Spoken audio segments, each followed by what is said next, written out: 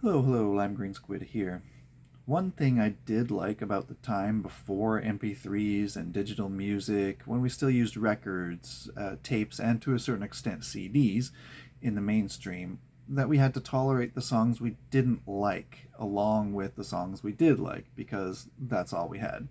I'll get some snarky responses like, "Oh, I have my grandma could change the record to any song that they wanted anytime. They always skipped music anyway." Blah blah blah.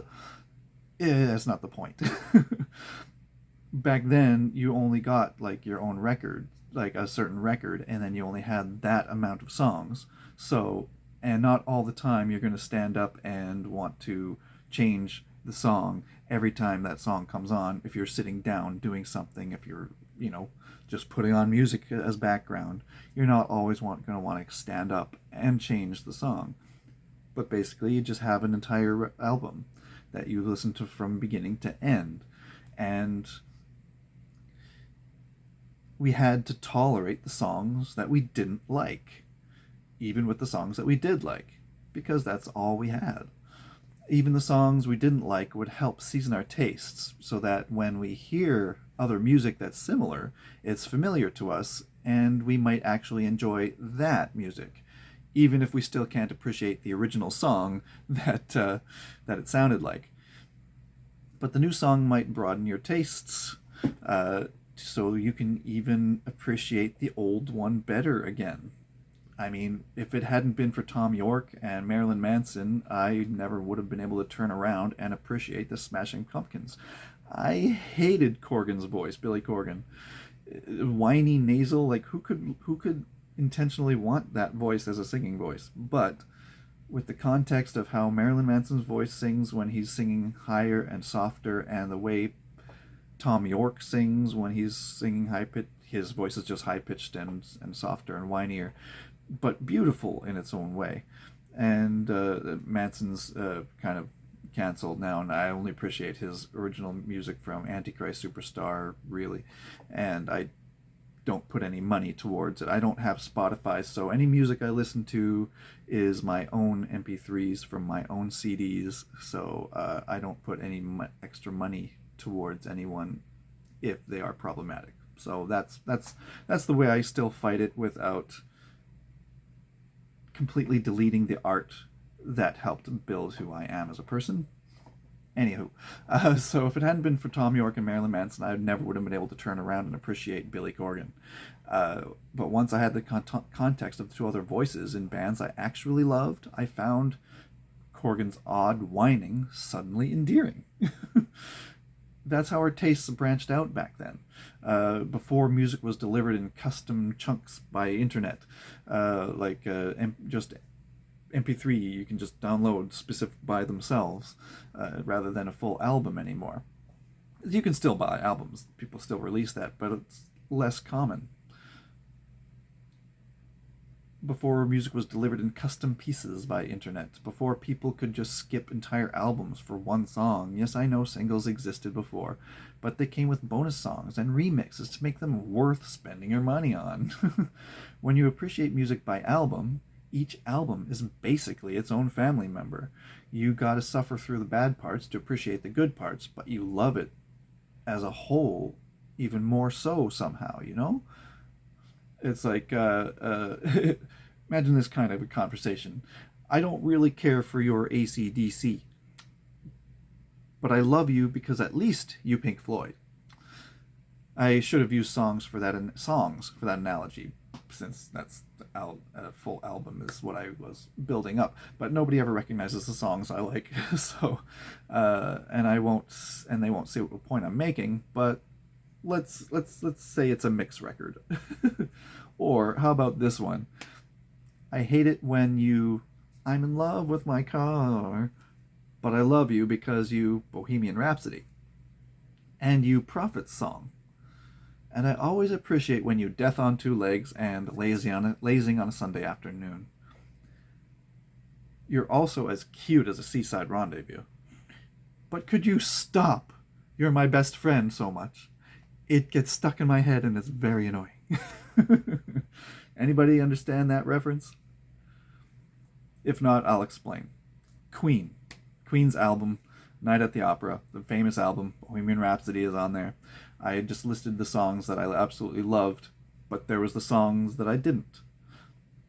But somehow juxtaposing those songs against each other makes me appreciate it even more. The feeling of music, the craving in you for music, in me, feels warmer and deeper now that I've picked up records again and listening to albums as a whole rather than just constantly shuffle on my phone.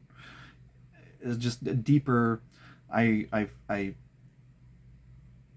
hesitate to use the word soulful because I don't believe in souls. Souls are a way to ignore real world problems by pretending that an imaginary after death problem is more important. So, vote against gay rights because real people are less important than my fake after death promise. No. Anyway. But it's just richer. It's more soulful of an experience.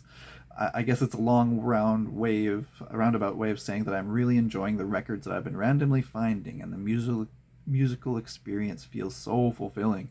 Much more so than I've felt in a long time, probably because I have to listen to the good songs against the songs I don't quite like. I do skip a few on some albums, too, of course. If it starts with a song that I don't like, I will start on song number 2. But for the most part, I try to listen to the whole album all the way through. That way, when the good songs hit, they really hit. That void in me that needs music almost constantly, it just feels fuller and warmer than it has in years.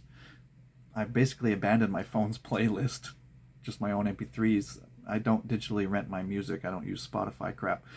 I just own what I've bought.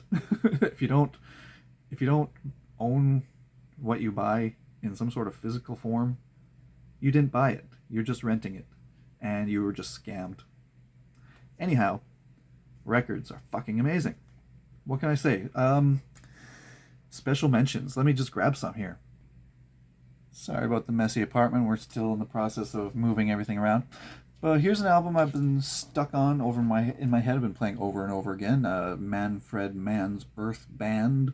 The album Chance. Just randomly picked up because it looked weird, and it said the year was...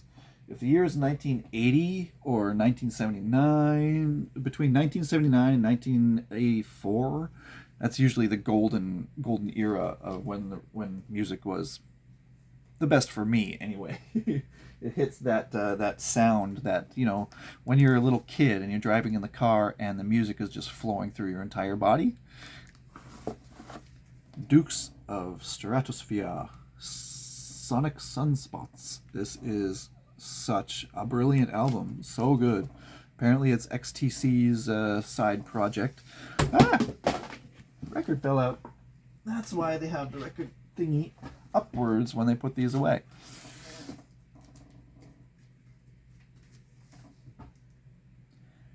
Anywho, I just love that cover. It's so artistic. So, all the colors, are my favorite colors, and they need some lime green, but it still works. It's a side project from XTC. It's a 1987 disc that sounds like it came from 1967. It was great. It's like hippie, trippy, psychedelic music.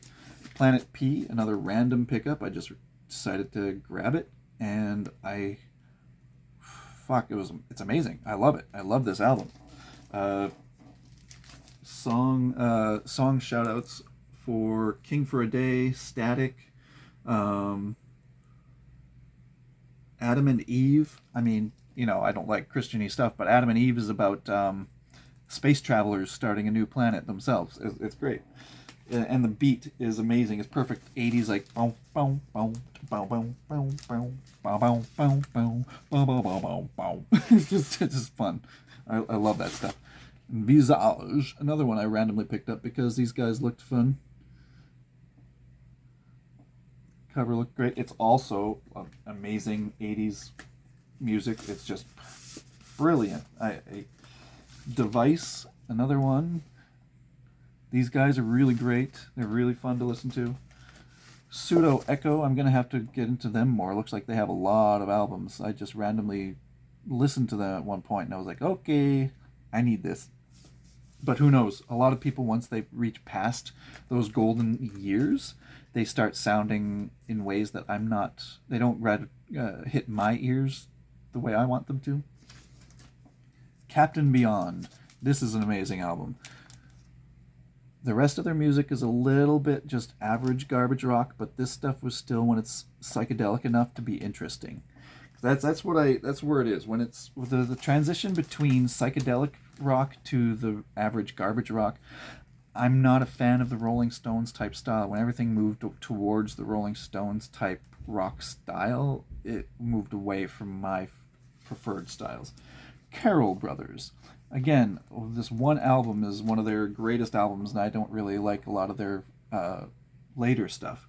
But this one has some amazing, like really great tracks that always hit me in a great way. Some good bass lines too. I can't remember it right now though. Need Your Love. Which one is this? One's got Space Fight. Intergalactic Space Fighter. That's a great one. Gamma Police. Now this is a Hungarian psychedelic band. These guys are great too. They're amazing. I found them in my parents' collection. Either my aunt brought them over when they visited from Hungary, because like 1979, my parents moved here when they were in like 1950s. And here's one of my grandma's Hungarian big band albums. It is absolutely beautiful. I fucking love it. It's Hungarian tango music. I don't know, it hits me absolutely right in that spot. You know, just. And same with Kayak. This one album, Kayak, Starlight Dancer. Great fucking album. Every time I put it on, I just, oh yeah, it's just a great. Yeah, this is my case of all my favorites. I kind of take it up and down stairs between the two record players, the cheap ass little Walmart record players. These guys. Now we get into the behind section, which is like, I think they're my favorites, but I still have to give them a few more listens to try. They're called Les Variations, or Les Variations, Café de Paris. This is a very good album too. It's reminiscent to the Captain Beyond. I picked up this album randomly because it got a giant peach on it, and the album music is pretty good. It's more modern. I think it's 2014 release, where most of these are like 1980 to 1960s to 70s, and then late 70s to early 80s. But sometimes I'll grab something just because it looks neat. Real Life. These guys have that one song, "Do you believe in heaven above?" I don't like those parts of lyrics, but the song itself is that perfect 80s, like that one you just want to get into. Another Hungarian festival dancing from my grandma, who passed, and that just, it's great fucking music. Jan Schaefer. I was enjoying his stuff too. He's kind of in here because I'm trying to re-listen and see if I do like him. I think I do. There are some albums I forget. It's like, because I've got a lot of different albums lately, and there have been quite a few duds. So I'm trying to weed out the duds, make some space, give some back, trade in some money. Around Grapefruit. These guys are fucking legendary. These are really good. I wish I'd gotten them as one of my first albums that I picked up, but they're kind of like the Beatles. They sound more like the Beatles than I usually enjoy, but they have more of a psychedelic and more of a melodic slant to their music. They always have like beautiful melodies, and even though it sounds poppy, but it's great. Animotion. These guys also look very cheesy and crazy, but they're very, very good. I groove along to all the music. Brian Ferry, Bête Noire or something like that, whatever that says. This one album is absolutely amazing. I tried to pick up some of his other albums, and I just couldn't quite get into them. Dark Room. There's Jim Gray himself, the guy in the middle, the vampire dude. He played Lumpy, the cousin in the Little Vampire TV show in the 1985 which was far superior thematically and just every way to the movie. That just ignore the movie with that annoying kid with the glasses that was very popular in the 2000s. This is just a random, like apparently it's a radio station like record like songs that they released. It has a few of my favorite like 60s type organ music, just like it